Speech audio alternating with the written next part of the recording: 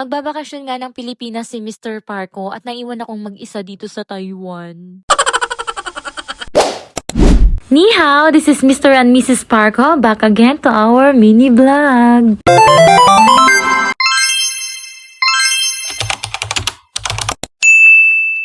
Ito yung araw na ihahatid namin si Mr. Parko sa airport. Bumiyahe kami ng maaga dahil maaga ang flight niya pauwi ng Pilipinas. Maiiwanan nga ako mag-isa dito sa Taiwan. Maaga kaming nakarating sa airport dahil 1 hour lang naman yung biyahe mula sa lugar namin hanggang dito sa Taoyuan International Airport. Hinatid namin siya kasama nitong mga kaibigan namin. Syempre, dapat full force ang paghatid sa kanya. Charot. Pero parang sobrang aga yung dating namin kasi matagal pa kaming naghintay sa flight ng asawa ko. To kasing asawa ko excited umuwi, excited iwanan ako. Char.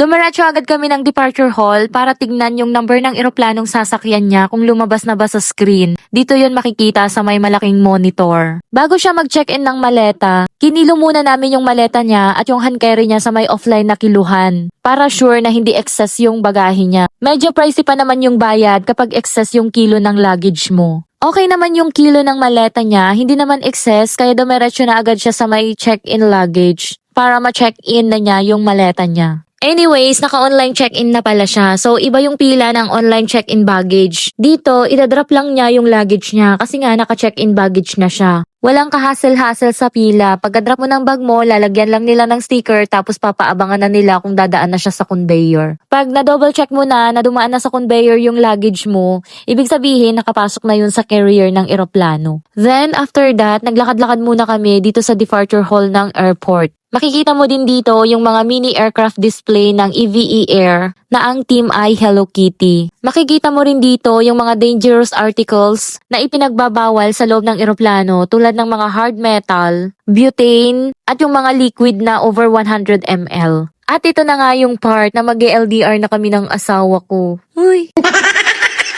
Hinatid ko na nga siya sa entrance ng immigration at excited nga siyang umuwi ng Pilipinas. So, ito yung first time na mag-LDR kami ng asawa ko dahil simulat nagkakilala kami, hindi kami yan makapaghiwalay. Kahit tumatai ako, kulang na lang sumunod yan sa loob ng CR. Charot lang. Pagkapasok niya nga ng immigration at okay na, dumiretsyong uwi na rin kami. At habang nasa biyahe kami pa uwi, medyo nalulungkot ako ng a little bit. Pero nung dumaan tong truck na to, napaisip na lang ako ng what if. What if dumaus-us yung truck na karga niya? Nawala tuloy yung emote moment ko nang dahil sa truck na yan. And that's it for today's mini vlog guys. Thank you for watching. Shashani. Bye!